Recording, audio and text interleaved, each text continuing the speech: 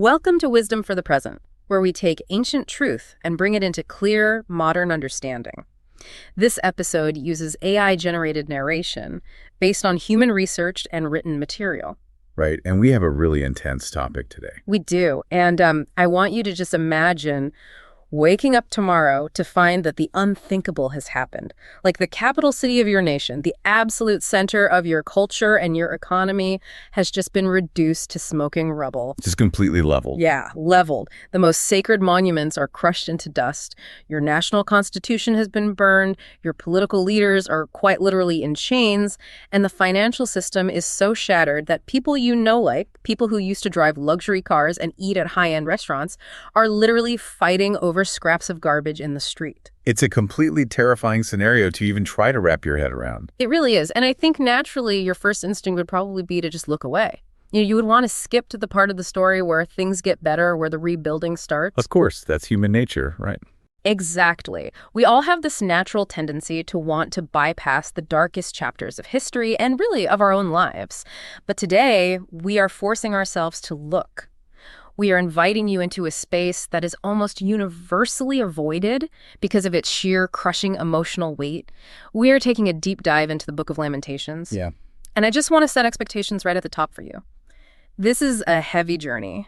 It is a text born out of absolute, unmitigated devastation. It really is. I mean, it is arguably one of the most agonizing texts ever written. And because it is so painful, we need to state our mission for you very clearly right from the outset. Right. Why are we doing this? Exactly. We're not doing this today just to, catalog some ancient tragedy. We aren't studying history simply for the sake of history. Our goal is to look at this text, to figure out how a person or a community navigates total systemic collapse. Yeah, the real practical application. Right. Like, how do you process profound personal grief?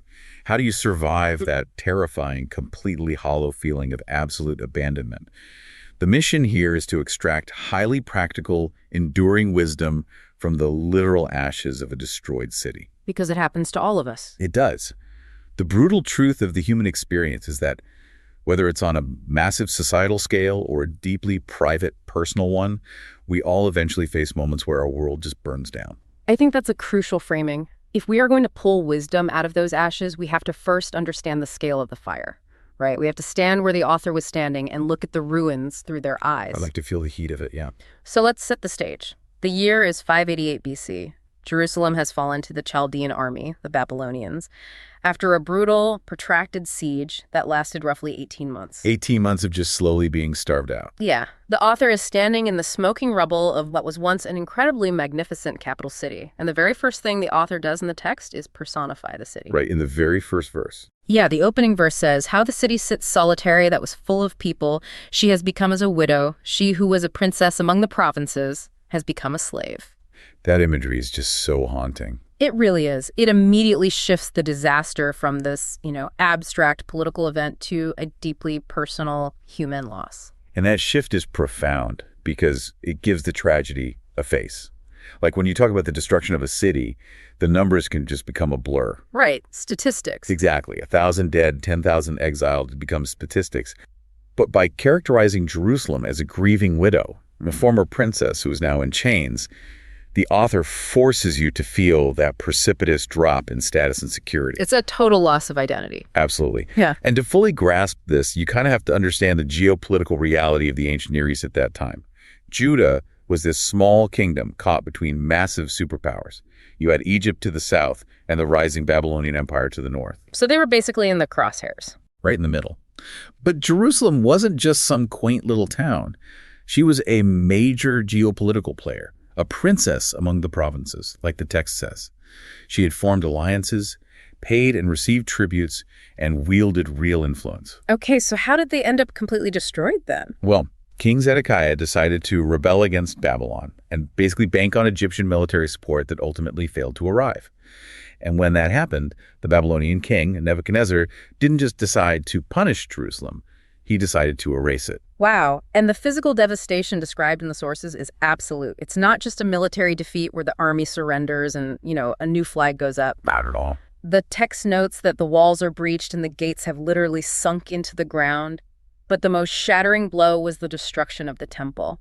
The author talks about the solemn feasts and the Sabbaths being completely forgotten. Yeah, that was the ultimate blow. So for a modern listener, what is the psychological equivalent of losing that temple? Because it wasn't just a big church, right? No, not even close. The temple in Jerusalem was the axis mundi for these people. It was the literal center of the world. Okay. In their theology, the inner sanctuary, the Holy of Holies, was the actual footstool of God. It was where heaven and earth overlapped. Wow. Yeah.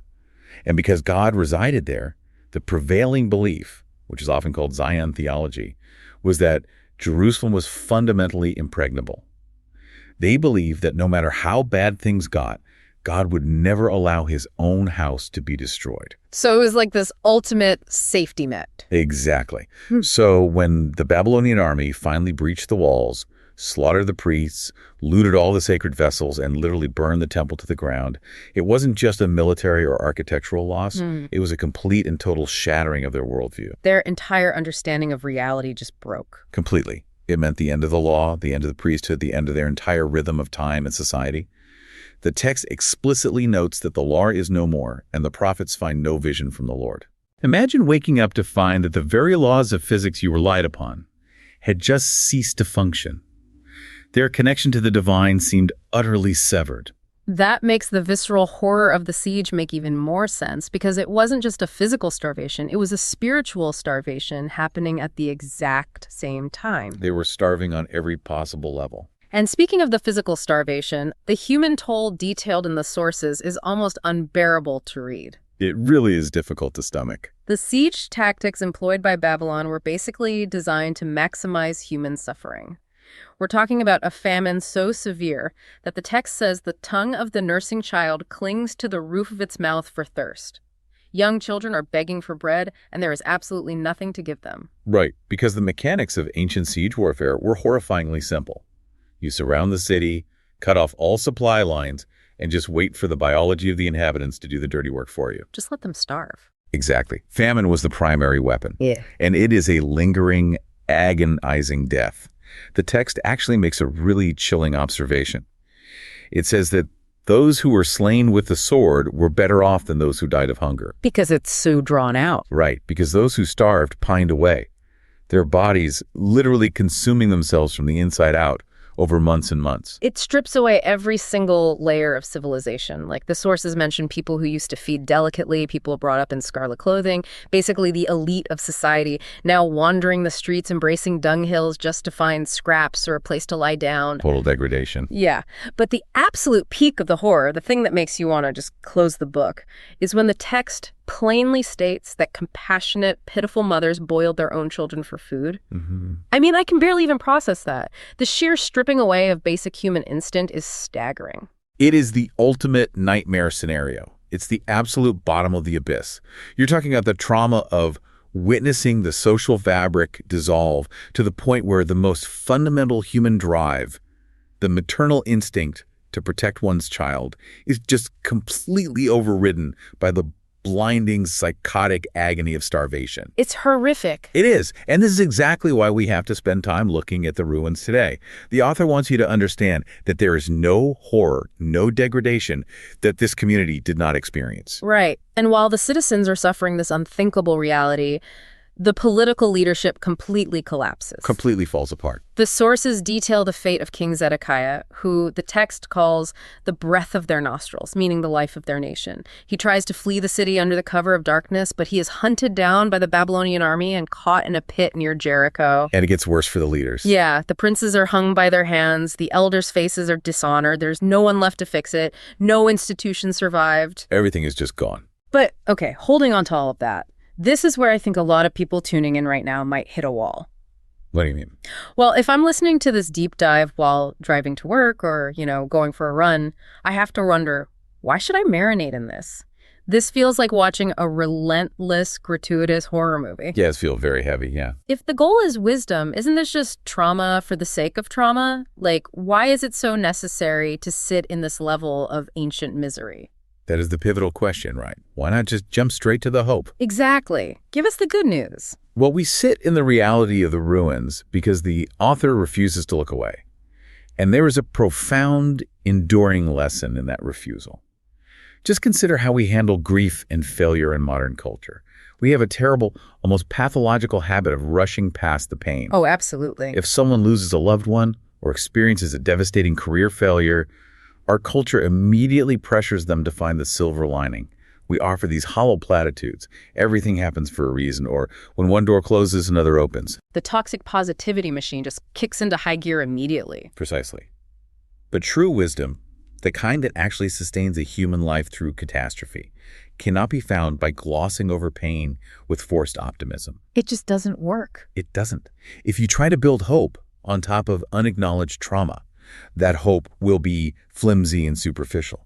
It will completely collapse the next time the wind blows. Right. You have to measure the true depth of the crater before you can engineer a ladder to climb out of it. By detailing the boiling of children, the starvation, and the destruction of the temple, the author is doing the brutal necessary work of looking the catastrophe right in the eye. They are validating the experience. Exactly. They are validating the full terror of it. Because only when you admit how bad things truly are can you begin a genuine process of recovery. So we're staring into the crater. The physical walls are gone, the society has literally eaten itself, and the leadership is dead or enslaved. But the physical collapse forces a theological and psychological collapse, which brings us to arguably the most uncomfortable countercultural idea in this entire text. Yes, this is where it gets really challenging. Because the author doesn't just blame Nebuchadnezzar and the Babylonian army for this destruction. The text shockingly and repeatedly points the finger straight upward. It perceives the divine as the active attacker. Yes, the absolute theological boldness of the author in these chapters is staggering. In chapter 2 and chapter 3, the language used to describe God is terrifying. It's not what you hear in Sunday school. Not at all. God is not depicted as a distant observer who simply allowed Babylon to invade. He is not some passive clockmaker watching the gears break. He's the active antagonist. I want to read some of the specific imagery from the sources because it's incredibly intense. Please do. The author says God is like a bear lying in wait, a lion hiding in secret places ready to maul him. He says God has bent his bow like an enemy, using the author as a literal target for his arrows. It's so visceral. It says God has walled him in with hewn stone, made his chain heavy, and covered himself with a thick cloud so that no prayer can possibly pass through. He even says God has swallowed up Israel without a drop of pity. This is the exact opposite of the comforting, gentle picture of the divine we're usually sold today. It is entirely the opposite, and that is exactly why modern listeners will feel a deep, visceral resistance to this part of the text. Today, regardless of one's specific religious background, there is a general cultural preference to view the divine or the universe, or however you conceptualize a higher power, as purely benevolent. Right. We want the universe to be our cheerleader. Exactly. We want a comforting force that exists to ensure our happiness, support our self-actualization, and wrap us in love. The idea of a divine force actively orchestrating our ruin, bending a bow against us, and acting as an enemy feels archaic. It feels offensive and barbaric. Right. It's like discovering that the firefighter who was supposed to be saving your burning house is actually the one standing outside holding the flamethrower. That's a perfect analogy. It completely breaks your brain. If I believe the universe is good, how do I reconcile this level of perceived attack? Why would the ancient author write this? Like, what is the value of seeing God as the enemy? To understand the value, we have to look at how the ancient mind wrestled with absolute sovereignty and ultimate reality. Okay. The theological framework of the time demanded a single unifying cause. If God is truly sovereign, if God is the ultimate reality, then God must be in the catastrophe just as much as he is in the triumph. So they didn't split it up. Right. They didn't have a concept of dualism where a bad God does the bad things and a good God does the good things. It all came from one source. But beyond the theology, there's an incredibly deep psychological value here for you and me today. I'm really curious about that. What is the psychological benefit of believing the universe is actively attacking you? Because that sounds awful. It's about the preservation of relationship and meaning. Even in their darkest hour, feeling utterly mauled by a bear and targeted by arrows, the author completely refuses to believe that the universe is just chaotic, random, and meaningless. Oh, wow. Okay. Think about the alternative. If Babylon's destruction of Jerusalem was just a random swing of geopolitical luck, Yeah. if it was just meaningless chaos, then there is no one to appeal to. You are completely alone in a cold, dead universe. And that's even scarier. Exactly. But by attributing the disaster to God, even as an attacker, they maintain a relationship with the ultimate reality. It's adversarial at the moment, yes, but it is still a relationship. That is a wild paradigm shift. So they're essentially deciding, I would rather be in a wrestling match with an angry god than floating alone under an empty, indifferent sky. That is exactly it. If the suffering comes from a sovereign will, even a wrathful one, there's an entity to scream at. There's an entity to wrestle with, and ultimately an entity from whom you can eventually seek mercy. It validates your anger in a way. It absolutely validates your anger. When you go through a period in your life where absolutely everything goes wrong, you lose the job, the diagnosis comes back positive, the relationship falls apart, and it feels like the universe is literally putting a target on your back dance. Lamentations gives you permission to feel that anger. You don't have to pretend it's fine. No. It allows you to feel targeted and to direct all of that rage and confusion toward the ultimate reality. Rather than just drowning in chaotic, nihilistic despair, it keeps you in the ring. That brings such a profound dignity to our suffering. You are in a fight, but at least there is meaning to the fight. Yes. But you can't just stay in that space of being the victim of an angry universe forever, right? Yeah. If the universe or God has orchestrated this, the natural human question is why? Why did this happen? And this is where the text makes a massive pivot. Yeah, it's just from agonizing over the pain and from viewing God as an unprovoked attacker to taking radical, unflinching ownership of the disaster. It is a profound pivot, and it serves as a complete masterclass in accountability. Having established the unimaginable severity of the punishment, having poured out their anger, the author does not stay in the posture of a passive victim. Right. The text shifts to confession. Chapter 1, verse 18 says, "The Lord is righteous, for I have rebelled against his commandment." This is a stunning rhetorical shift. Amidst the smoking rubble, starving and defeated, the author looks around and basically says, we brought this on ourselves. And they do not hold back on assigning responsibility. They specifically call out the corrupt systems and the leadership that led them over the cliff. The false prophets, yeah. Exactly. The text says the destruction occurred because of the sins of the prophets and the iniquities of the priests who shed the blood of the just in the midst of the city. The sources, specifically Matthew Henry's commentary, emphasize this point. He notes that the false prophets saw vain and foolish things and completely failed to uncover the people's iniquity to prevent their ruin. They failed in their most basic duty. So let's unpack the mechanics of that. What exactly were these false prophets doing? It seems like they're just telling the people what they wanted to hear. That is exactly what they were doing. And it's a dynamic we see constantly in modern leadership and media. Oh, for sure. In the years leading up to the siege, the true prophet, Jeremiah, had been walking through the streets warning the people. He was telling them that their society was corrupt, that they were exploiting the poor and the widow, and that their alliance with Egypt was a foolish political move that would bring the wrath of Babylon down on them. He was sounding the alarm. He was. He was telling them to submit, to change their ways, or face destruction. But the false prophets were offering comfortable lies. They preached a message of peace, peace when there is no peace. They told the king and the people, God is on our side, we have the temple, nothing bad will ever happen to us. So they were feeding the confirmation bias of the masses. Exactly. They were selling toxic positivity on a national scale while the society just rotted from the inside out. Precisely. And when the author of Lamentations writes, the Lord is righteous, they're acknowledging that the destruction was the inevitable consequence of buying into those comfortable lives. The confession they make is both collective and deeply personal. How so? Well, they acknowledge the systemic, generational nature of the failure, saying, our fathers sinned and are no more. We have borne their iniquities. So they recognize that bad choices and corrupt systems compound over decades. Right. But they refuse to use their ancestors as a convenient scapegoat. They immediately pivot to own their present reality.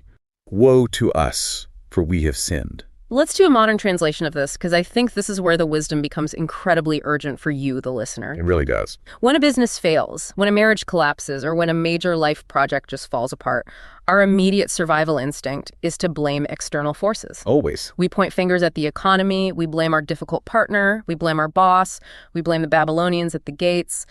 We craft a narrative where we are the innocent victims of circumstance. We let ourselves off the hook. Exactly. But Lamentations is challenging you to look inward at your own complicity in the collapse. It forces a brutal internal audit.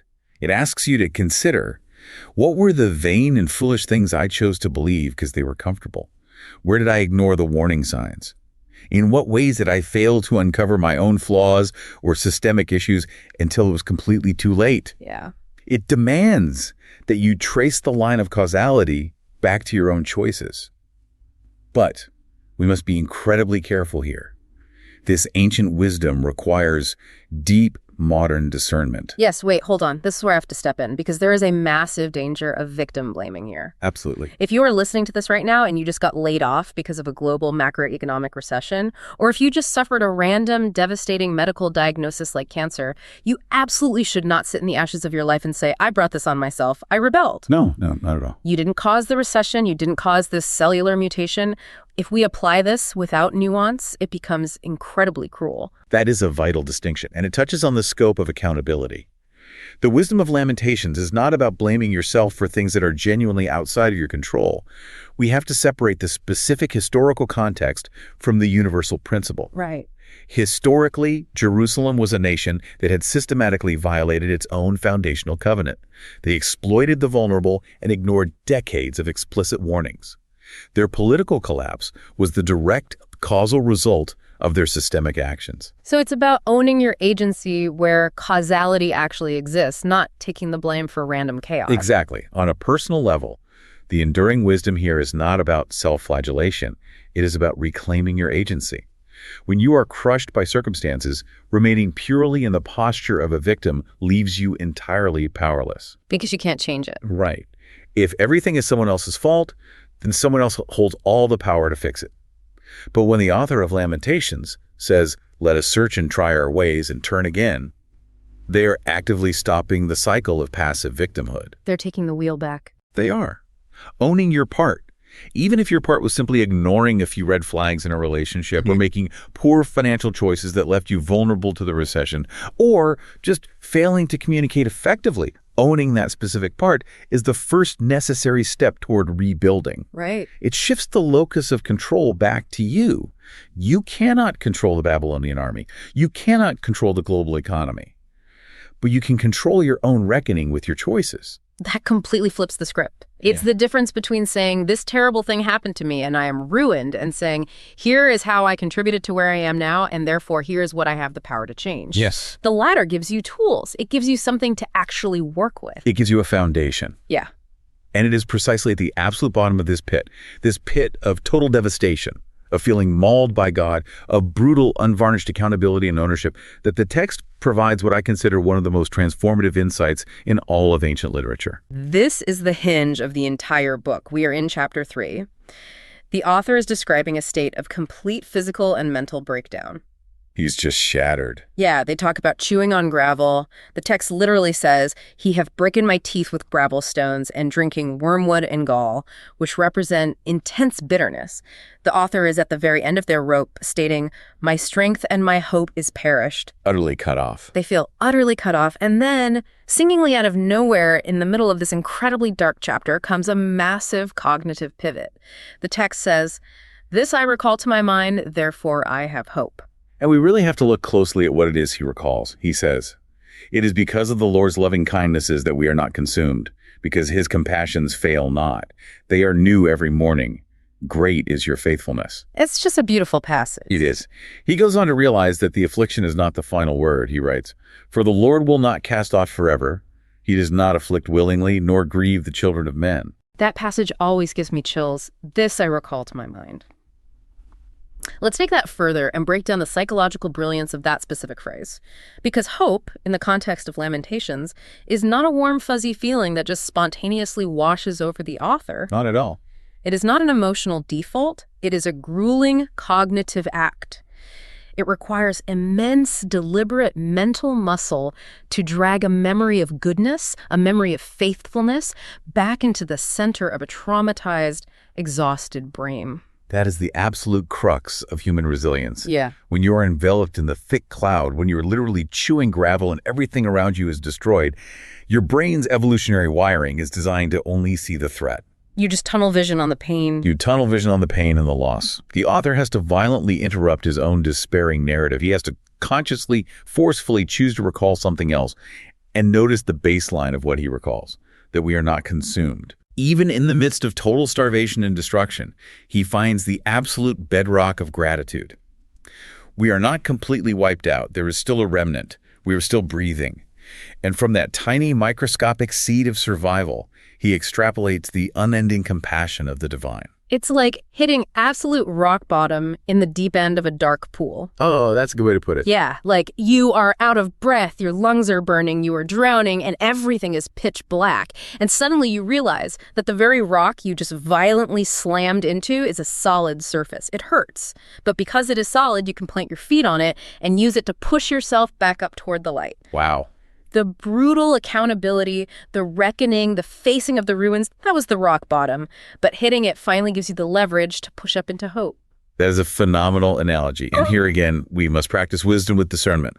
We must separate the ancient theological framework from the enduring human truth. Okay, unpack that. Well, the ancient framework believed God specifically engineered the Babylonian invasion as a direct punishment, but that behind that punishment lay a deeper mercy. You don't have to adopt that exact theology of direct divine retribution to grasp the profound insight here. Right. The core truth remains. Yes. The enduring wisdom is the sheer resilience of the human spirit when it anchors itself in an unchanging bedrock of grace. It's the profound realization that while circumstances fluctuate wildly, empires rise and fall, economies boom and crash, health comes and goes, there are core foundational truths about existence, about renewal, about the certainty of morning following night that remain steadfast. New every morning. It is the ultimate cosmic reset button. It really is. So, having discovered this foundation of hope, the text doesn't just leave you with a nice philosophical thought. It doesn't just say, think happy thoughts. It provides highly specific practical steps. It gives you a how-to guide for navigating your own ruins. Yes. The author moves from profound theological insight to very grounded daily practice. In chapter 3, verses 26 through 29, the author outlines a very specific physical and mental posture for the sufferer. What does he say? The text says, "It is good that a man should both hope and quietly wait." It says, "It is good for a man to bear the yoke in his youth, to sit alone and keep silence, and to put his mouth in the dust." Wow. And earlier in chapter 2, it provides an active vocal outlet. "Arise, cry out in the night, pour out your heart like water before the face of the Lord." All right, let's translate these ancient directives into actionable practices for you, the modern listener, because telling someone to put their mouth in the dust doesn't sound very helpful or modern at first glance. No, it sounds kind of bizarre today. Let's start with the first one, the practice of silence. The text explicitly says to sit alone and keep silence.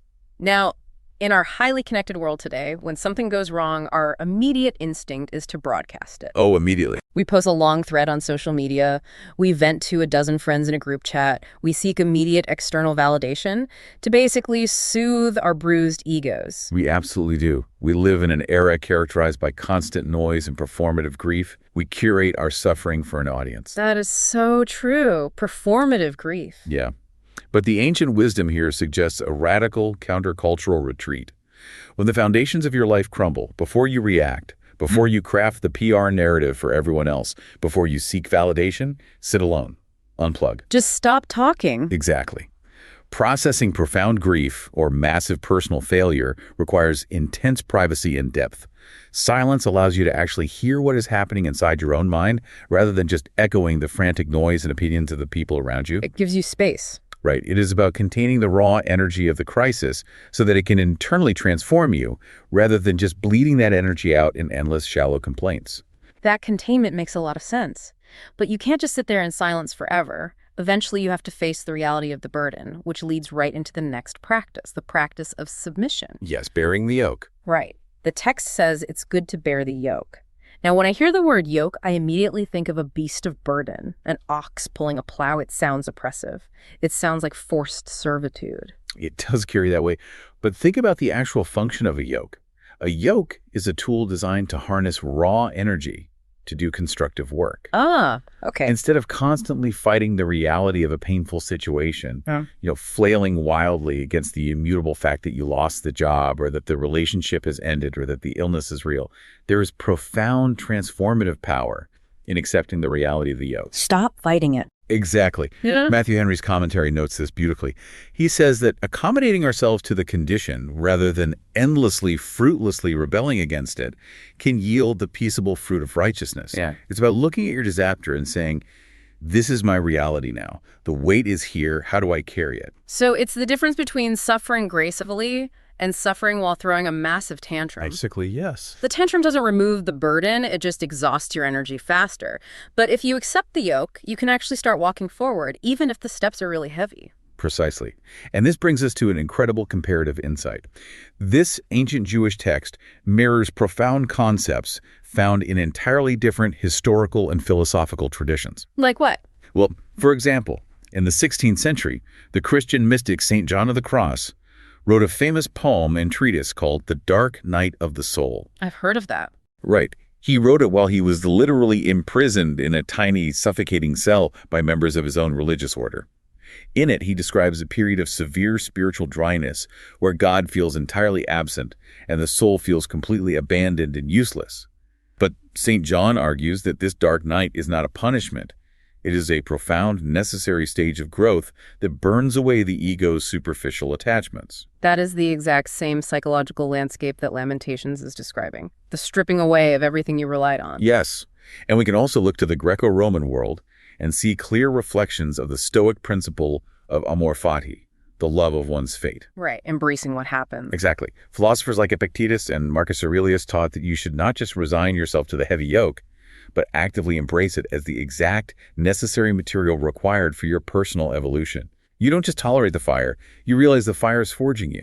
The obstacle becomes the way. I love those connections. So we have the practice of silence, the practice of submission via the yoke, and then Lamentations gives us the active emotional part, the practice of radical honesty. The text says, "Arise, cry out in the night, pour out your heart like water." This is a crucial counterbalance to the silence. Sitting in silence does not mean emotional repression. Pouring out your heart like water means holding absolutely nothing back. Don't edit yourself. Exactly. You do not sanitize your pain. You do not use polite, highly filtered language. If you're angry at God, angry at the universe, or furious with yourself, you pour it out completely. Water takes the shape of whatever it flows over. It is entirely uncontained. It just flows. Right. True resilience requires feeling the full, unfiltered weight of the grief. Yeah. You cannot bypass the pain through intellectualization. You have to move through it emotionally. I want to tackle the hardest, most confusing image in this section. We talked about losing the ego earlier, and the text says a person should put his mouth in the dust, so be there may be hope. I have to be honest, putting your mouth in the dust sounds like completely giving up. It sounds like total humiliating defeat. If you are facing a brutal career failure or a very public humiliation, how do you actually put your mouth in the dust without completely losing your self-worth and identity? That is the ultimate paradox of surrender. Putting your mouth in the dust is not about agreeing that you are fundamentally worthless. It is about relinquishing your ego's desperate, exhausting demand to control the universe. Okay, letting go of control. Right. It is the ultimate physical posture of acknowledging, I am not God. I am not in charge of this outcome. Think about how much energy we burn trying to fix the unfixable. When you are frantically trying to manage a crisis or control a public narrative that has completely spun out of your hands, you are living in a constant state of high anxiety and resistance. You're trying to hold back a tidal wave with a broom. It's exhausting. It is. I'm thinking of a modern analogy. Imagine a CEO of a startup that is bleeding money.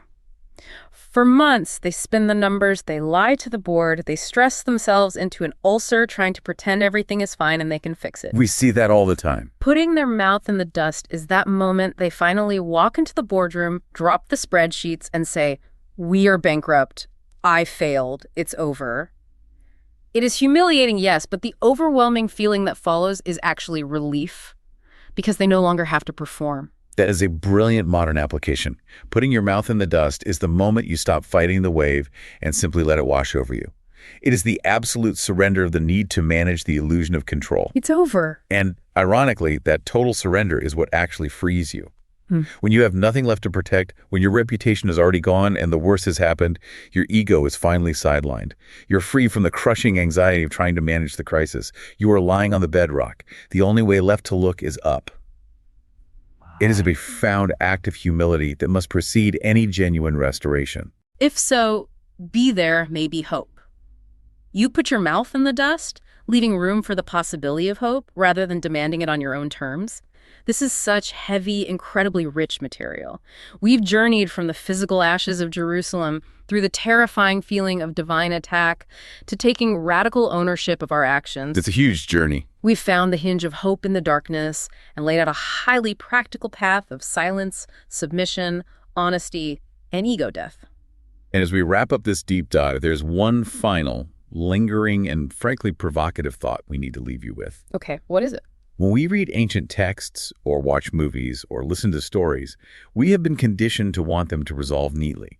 We want the hero to learn the lesson, rebuild the city, and live happily ever after by the final page. We absolutely want the Hollywood ending. We want the music to swell and everything to be fixed. We do. But the Book of Lamentations refuses to give us that closure. It doesn't end with a neat, happy bow. The final chapter, chapter 5, is a desperate collective plea to be restored. The author writes, "Turn us to yourself, Lord, and we will be turned. Renew our days as of old." But then comes the very last verse of the entire book, verse 22. And what does it say? It is a haunting, unresolved question. It ends with, "Unless you have utterly rejected us and are very angry against us." Wow, it literally ends on a question mark. Unless you have utterly rejected us. That is a terrifying note to end on. After all that work, all that accountability, all that hope, there is still this lingering doubt. It is deeply unsettling, but it is also deeply undeniably true to the human experience. Real wisdom does not demand immediate resolution. Sometimes, the most mature, courageous thing you can do is learn to live in the unresolved tension. You just have to sit in it. You do. You have to trust the foundation of the morning's mercies, that his compassions fail not, even when the night feels endless and you aren't completely sure how your story's going to conclude. You have to build your house on the rock of that faithfulness, even while the storm is still raging around you and the roof is actively leaking. You learn to live in the tension of the unless, holding on to your agency and your hope without demanding a guarantee. That is an incredibly powerful place to leave it. It really is. That's the heart of this section. This is Wisdom for the Present, where understanding leads to clarity, and clarity shapes how we see and live. We'll see you in the next episode.